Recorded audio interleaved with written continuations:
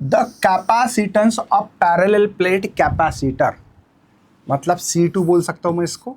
ये दीवार है बच्चों 4/3 ओरिजिनल मतलब C1, या ऐसे बोल सकते हैं C2/C1 की वैल्यू मेरे पास 4/3 चलेगा। डाइलेक्ट्रिकल स्लैब थिकनेस दिया है बच्चों, है ना। तो जो सेकंड D2 बोल सकता हूँ मैं, ये D/2 दिया वाला है। Introduce between the plate where D is the separation between plate, the dielectrical constant of the slab K2 क्या होगा। सबसे पहले बच्चों किसी के मन में आ सकता है K1 क्या है बच्चों, तो ध्यान रखना कि K1 क्या आ सकता है। इसमें दिया है क्या, capacitance of parallel plate capacitor 4/3 times is original value if the dielectrical slab thickness is introduce between the plate. मतलब इसके पहले K1 जो था वो एयर में होगा और ये 1 है होगी वैल्यू। भाई डाइलेक्ट्रिकल मीडियम डालने से पहले उस कैपेसिटर में क्या हो सकता है, तो एयर हो सकता है, और उसका डाइलेक्ट्रिकल कांस्टेंट जो होता है K = 1 होता है।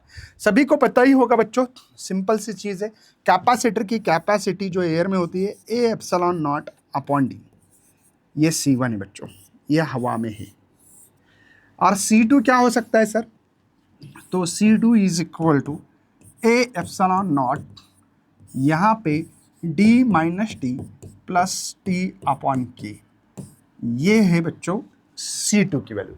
मुझे प्रोपोर्शनलिटी में K का ही और D का ही रिलेशन दिखाई दे रहा है, इसीलिए बच्चों मैं लिख सकता हूँ C2/C1, राइट है, ओके। यहाँ पे K2 नहीं, K1 डालने की ज़रूरत ही नहीं थी, क्योंकि K की वैल्यू हमारे पास निकाल ली है। K1 K2 लिखेंगे नहीं, क्योंकि इसमें भले दिया ही नहीं है ना, तो इसलिए मैं K ही बोलूँगा ओनली, चलेगा। K1 K2 नहीं है इसमें। तो C2 इन्वर्सली देखो A ε0 दोनों तरफ लिखने की जरूरत नहीं, C1 है तो ये D समझ में आ गया बेटा, okay. C1 inversely proportional D, देखो यहाँ पे C1 इन्वर्सली प्रोपोर्शनल D है और C2 इन्वर्सली प्रोपोर्शनल ये है, तो ये नीचे आएगा D - T + T/K। C2/C1 की वैल्यू बच्चों 4/3, यहाँ पे थिकनेस दी वाली क्या, इसका मतलब थिकनेस मतलब T बोलना पड़ेगा, यहाँ पे ये T की वैल्यू बोलना पड़ेगी इसको, ठीक है ना, कोई टेंशन नहीं बच्चों, इसको T बोलेंगे, T ओनली, ठीक है। चलो तो ये D एज इट इज़ रखते, ये D as it is, T की वैल्यू बेटा D/2 है, यहाँ पे भी D/2 और K ऑलरेडी है, समझ में आया होगा उम्मीद कर रहा हूँ। ये D में से हाफ गया तो D/2 रहेगा, पता है ना, 4/3, ये D नहीं रहते ऐसे, यहाँ पे D/2 चलेगा, और ये है बच्चों प्लस ये रहेगा, देखो ये D में से D हाफ गया था, है ना, तो ये D/2K, कोई टेंशन तो नहीं होगा।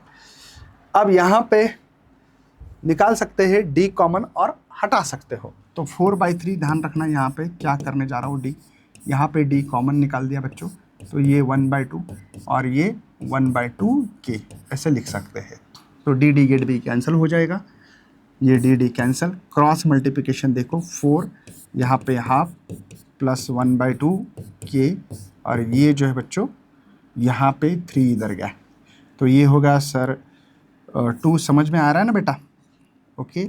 यहाँ पे भी 4 मतलब 2/K आ रहा है, ये 3 आ गया, मुझे K चाहिए था, तो मैं एक काम कर सकता हूँ सर, इसको इधर 2/K, राइट है, ये 3 - 2 होगा, और यहाँ पे 2/K = 1, तो K = 2 होगा बच्चों, K = 2 is the C option is correct option.